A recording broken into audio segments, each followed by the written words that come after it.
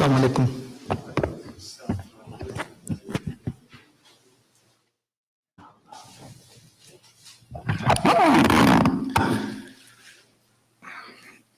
Allahu Akbar, Allahu Akbar, Allahu Akbar, Allahu Akbar. أشهد أن لا إله إلا الله أشهد أن لا إله إلا الله أشهد أن محمدا رسول الله أشهد أن محمدا رسول الله حي على الصلاة حي على الصلاة حي على الفلاح حي على الفلاح الله أكبر الله أكبر لا إله إلا الله.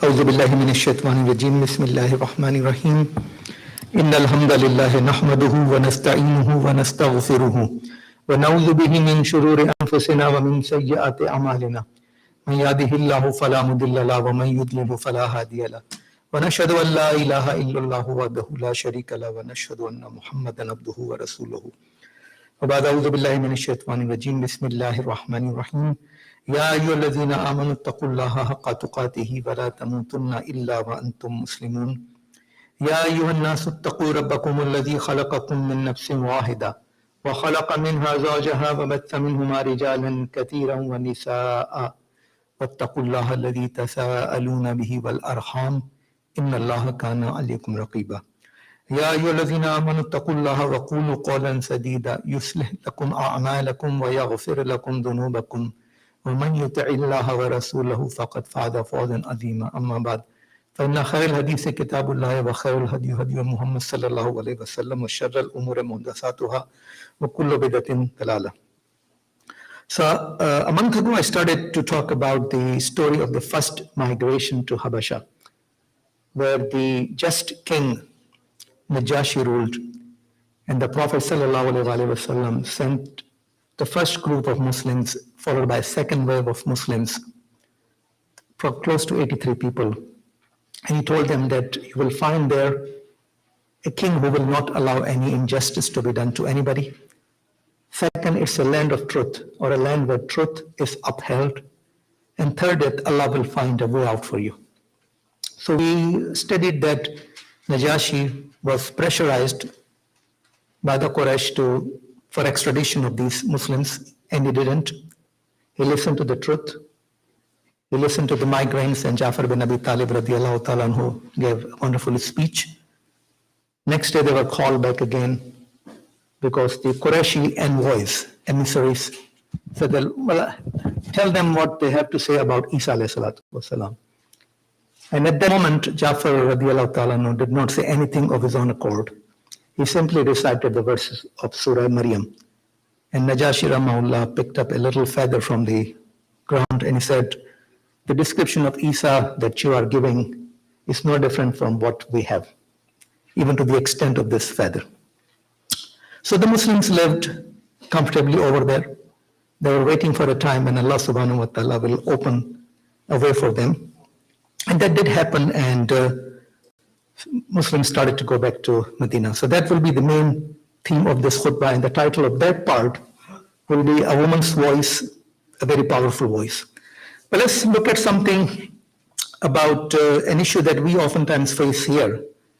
When a Muslim belonging to our community passes away somewhere else, or a Muslim who has not been here but who passes away somewhere else, and we get a request to offer the Salatul Janaza in absentia, Salatul Janaza Ghaib that we say. So let's look at it in the light of the Prophet Sallallahu Alaihi Wasallam, and this is coming from Ibn Qayyim's book Zadul Ma'ad. I'll just read the first part in Arabic as well. So, Faslu as-salatu al-ghaib, offering the funeral prayer for a person whose body is not physically present. He said, وَلَّمْ يَكُنْ مِنْ هَدِيَّةِ وَسُنَّتِهِ صلى الله عليه وسلم على كل ميت غائب فقد مات خلق كثير من المسلمين وهم غيب فلم يصلي عليهم وصح عنه أنه صلى الله عليه وسلم صلى على النجاشي صلاته على الميت فاختلف الناس في ذلك على ثلاثة طرق. So there were many Sahaba who passed away during the lifetime of the Prophet ﷺ, but not in Medina.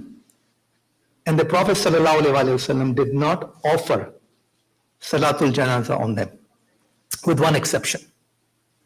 That he prayed, actually it was the 7th year of Hijrah, that the Prophet ﷺ himself called people that I have been communicated this tragic news by Jibril alayhi salatu wasalam that Najashi has passed away.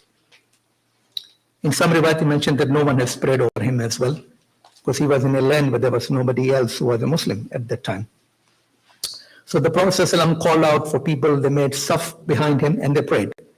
And in some riwayat it's mentioned that the body of Najashi Rahmahullah was brought before the Prophet ﷺ by the angels so he could see it, and Sahaba were following him.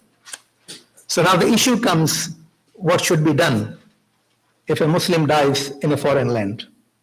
Should people offer Salatul Janaza or not? And there are three different opinions. One is that because the Prophet ﷺ, therefore it should be done. So, أن هذا تشريع منه وسنة لأمة الصلاة على كل غائب وهذا قول الشافعي وأحمد في إحدى الروايتين عليه. So Imam Shafi, Ahmad, one opinion is that because the Prophet ﷺ did it, so there is no condition attached to it, and you can do it. The second opinion from Imam Abu Hanifa and Imam Malik was that this was an exceptional incident, because the Prophet ﷺ did not offer prayers for other Sahaba who passed away outside of Medina, and this was not the practice during the time of the Caliphate as well. So they say it was just an exceptional event, and because the body of the Najashi was brought before the Prophet ﷺ.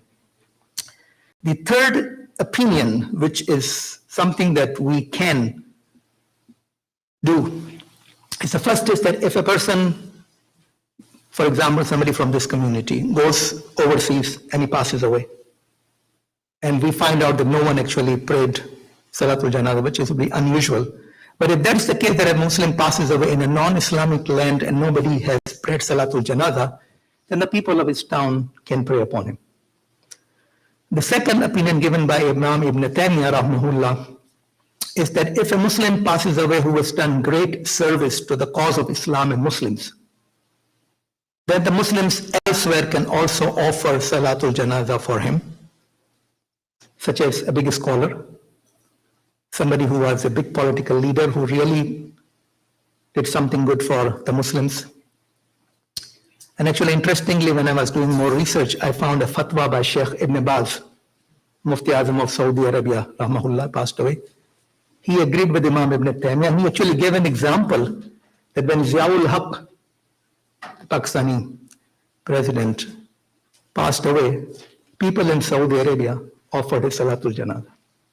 I didn't know about it until very recently.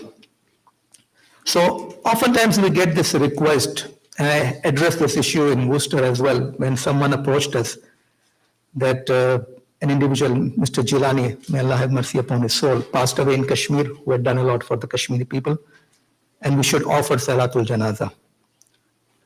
And it was actually my day of Khutba, so I spoke with other members of the committee, and we decided to make dua for him, that if we start this custom of offering Salatul Janaza Ghaib, then almost every week we'll be having 5-10 requests. So it will become a burden on the community. So we'll make duas, and I have some people, inshallah, I will be making dua at the end.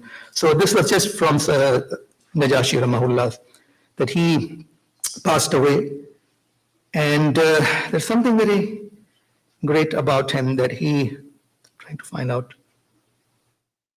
Aisha radiallahu ta'ala anha mentioned something. The lamma mata najashi kana yatahaddasu annahu la yazalu yura ala qabrihi nur. When Najashi passed away, people would say that his qabr, his grave was always illuminated. There was a nur coming from it. Allah knows best. So now, what happens to the Muslims in Habasha? If the news spreads that the Prophet ﷺ has also migrated to Medina, those people who were there, the immigrants, decided to come back as well. And there is a long hadith, it is in Bukhari.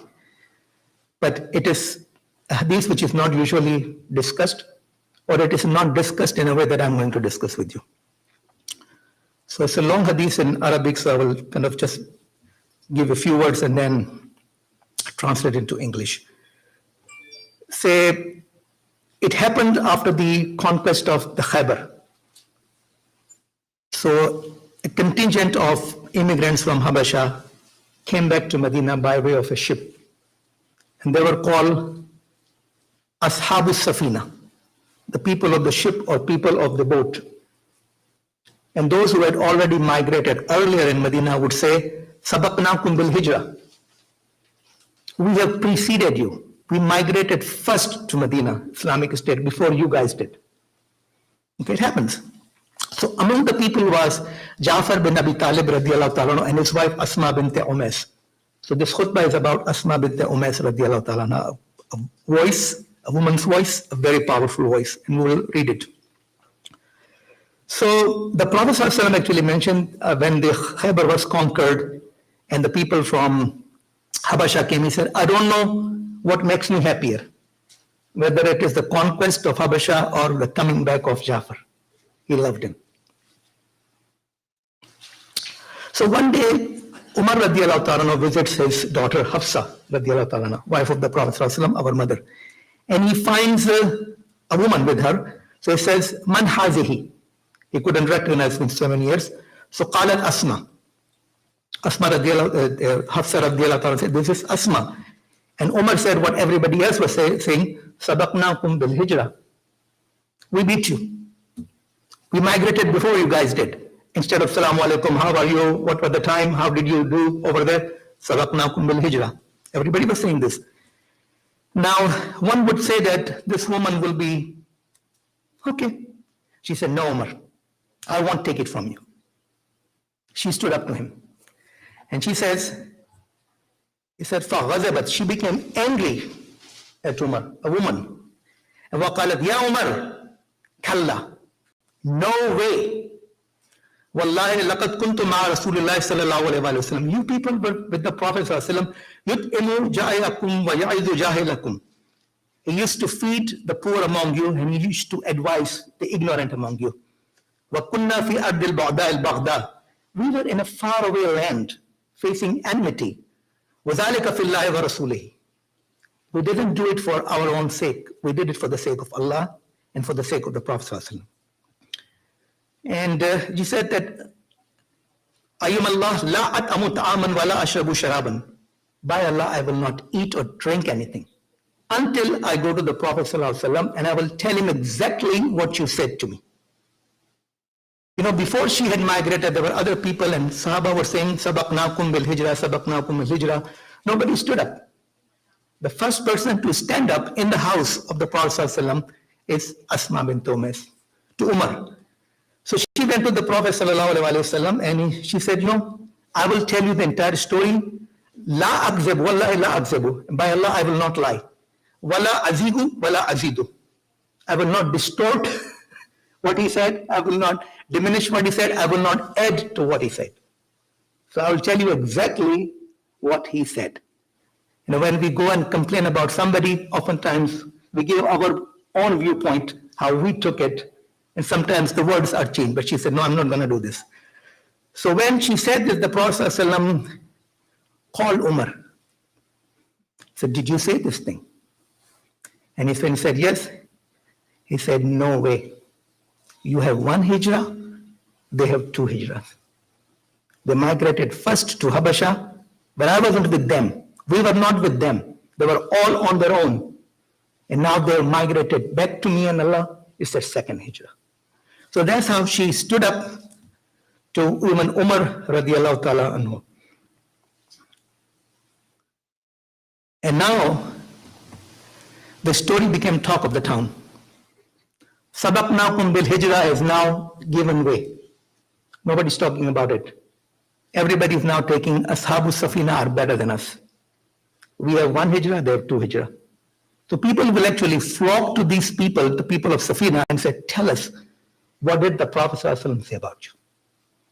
That's one woman standing up for her right, for the right of her people. I'm not taking it. I will stand up to you. Radiallahu ta'ala. Quli qawli hadha wa astaghfirullah li wa lakum wa la dhikrullahi akbar.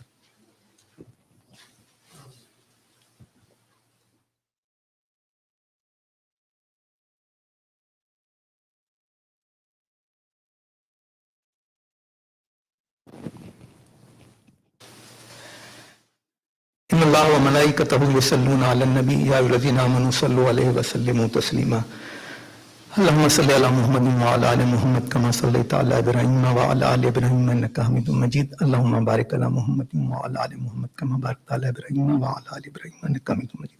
So how many of you have actually read or heard about this hadith? It is in Bukhari, by the way. So this hadith is not paid much attention to. Not even many scholars know about this hadith, and it is not studied the way it needs to be studied. It's just an incident, it just happened. There's a lot in it to be said about women's right and women's voice in a community, standing up. So now, who was Asma bint Umais? So she was originally from the south of Makkah. She was the daughter of Umais al-Khattami. She was initially married to Ja'far bin Abi Talib radiallahu ta'ala anhu, and she had three sisters, one of whom was the wife of Hamza bin Muttalib, Abu Muttalib. So she was, one of her sisters was the aunt of the Prophet sallallahu alaihi wasallam. And actually there is a story here that brings tears to my eyes basically. But this happened when the Prophet ﷺ went to Makkah, and as he was leaving, a little girl started to run behind him, calling him, Ya Ammi, oh my uncle, oh my uncle. She was the daughter of Hamza.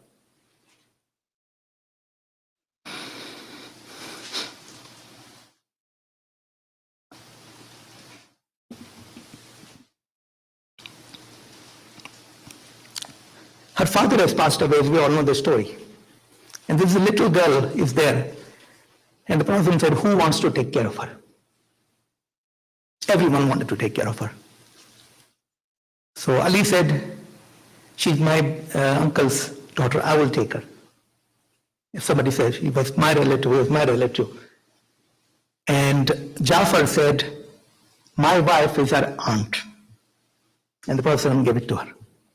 You know, al-khalatu bi manzilati An aunt is the same status as your mother. So he gave it to Asma. Now Asma, when they went to Habasha, she gave birth to two children, Muhammad and On. Muhammad bin Ja'far is the first child to be born Muslim. Both parents were Muslims. There's no one else before him who was born, whose both parents had already accepted Islam. First child. Then she was already known as bold, beautiful, brilliant, intelligent, smart woman. And we'll see how she spoke up, how she stood up. So after they came back, Ja'far radiallahu ta'ala was martyred in a battle. And Abu Bakr Siddiq approached her for the proposal, so she accepted his proposal and she became his wife. So she's the wife of a shaheed first, now she becomes the wife of someone who will become a khalifa. She accompanied Abu Bakr Siddiq radiallahu ta'ala with the Prophet ﷺ at his final Hajj, and she gave birth to Muhammad bin Abu Bakr at that time. Abu Bakr Siddiq radiallahu ta'ala, when he passed away, Muhammad bin Abu Bakr was only about 2.5 years old or thereabouts.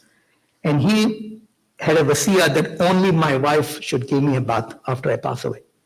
So Asma actually gave bath to her husband's body. Hanafis don't allow it, but she did it. It was Abu Bakr's wasiyah. And her two sons actually helped her do that. After Abu Bakr had passed away, her iddah was over. Ali radiallahu ta'ala approached her. So she marries Ali radiallahu ta'ala, and she gives birth to two of Ali radiallahu ta'ala's sons as well. One day, Muhammad bin Jafar, Abdullah bin Jafar, the first son, and Muhammad bin Abu Bakr started to argue with each other. Two brothers from two different fathers. So each one is saying, my father is better than your father. And Ali radiallahu ta'ala was present. So he asked her a question, very tough question. Who was a better husband to you? Jafar or Abu Bakr? Third husband is asking her this question. And this tells her the intelligence of her. She said, I have never seen a young man better than Jafar, and I have never seen an older man better than Abu Bakr. So when Ali radiallahu ta'ala passed away, a lot of proposals came to her, but she did not accept anyone, and she died around 38 or 40 in Medina. She was buried in Al-Baqi. The story doesn't end here. It goes into 4 branches. Her son Muhammad bin Abu Bakr was involved in the assassination of Usman radiallahu ta'ala. His son was Qasim, and Qasim bin Muhammad bin Abu Bakr was one of the 7 leading scholars in Medina, Sab'a Fuqaha al-Medina. His daughter was known as Farah. Farah was married to Imam Bakr, the Shia. Okay. Now, Farah's father was, as I mentioned, Qasim, who was Abu Bakr Siddiq's grandson. But her mother was also the daughter of Abdurrahman bin Abu Bakr. 2 brothers, son and daughter, got married. And she gave birth, Farah gave birth to Imam Jafar as-Sadiq. I actually gave 2 talks on him a couple of months ago. Some Shias argue and say, no, this is not true. So I spoke to one of my own class fellows who is a very knowledgeable Shia and said, most Shias will agree with you that Imam Jafar was the son of Farah, who was the granddaughter of Abu Bakr Siddiq radiallahu ta'ala.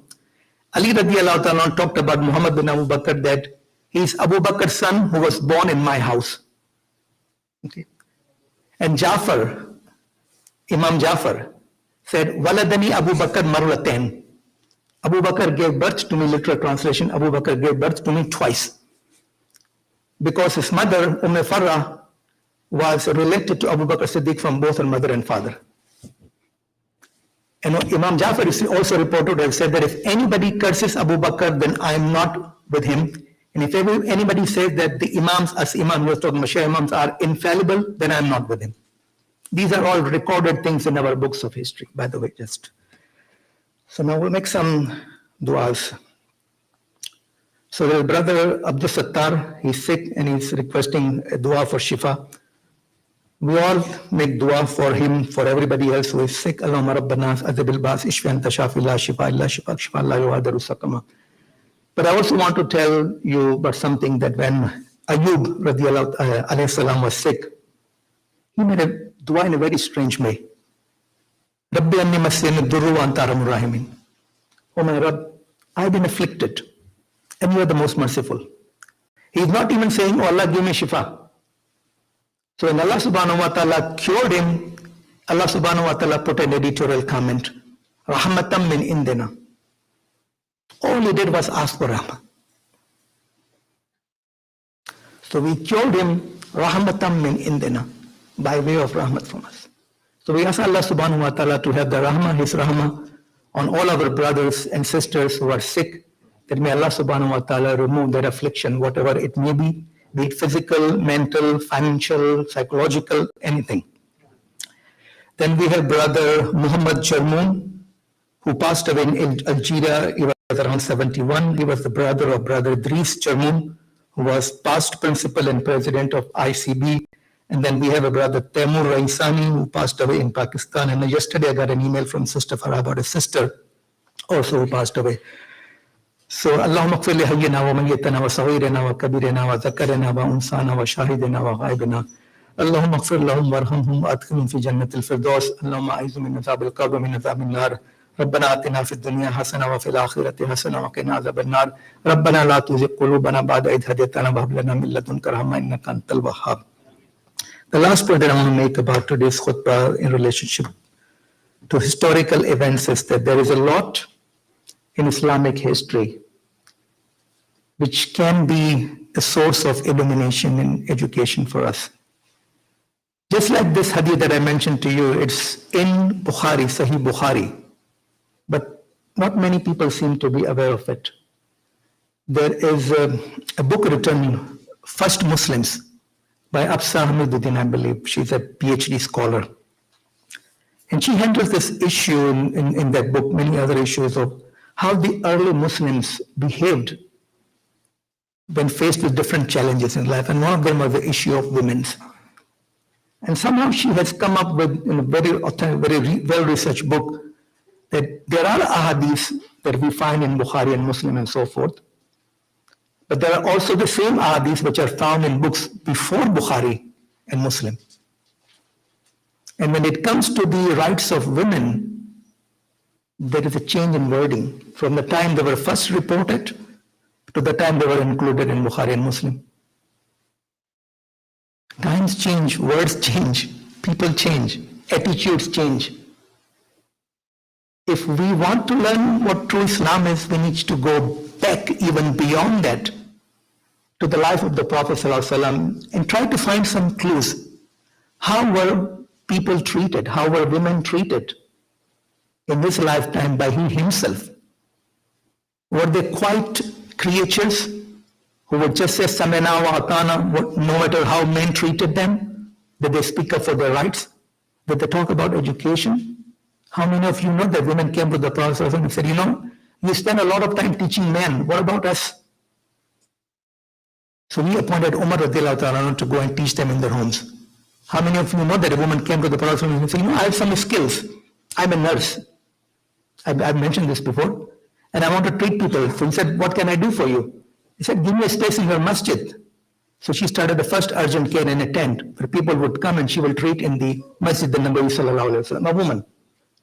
So those are the little hidden pearls that many of us are not even aware of. Oftentimes when we listen to khutbahs from our scholars, they're talking about fiqh issues and what is right and what is wrong. Everything is right if you go through different opinions. I will not go into the detail, I don't have much time for that, but my request to you will be read. Iqra bismi rabbika alladhi khalaq. Read the books of Sirah, read the books of Hadith. Not just limit yourself to a few books or only one book, even books earlier than that. أقول قولي هذا واستغفر الله لي ولكم ولذكر الله أكبر إن الله يأمر بالعدل والإحسان وإيتاء ذي القربى وينهى عن الفحشاء والمنكر والبغي يعظكم لعلكم تذكرون وأقيموا الصلاة.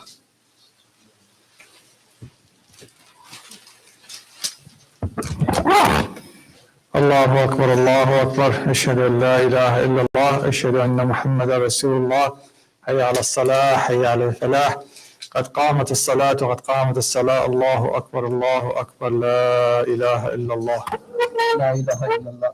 Make your line straight.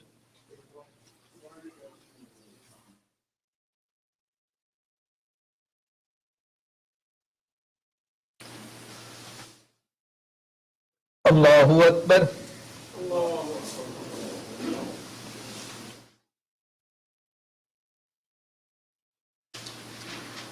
Alhamdulillahi Rabbil Alamin.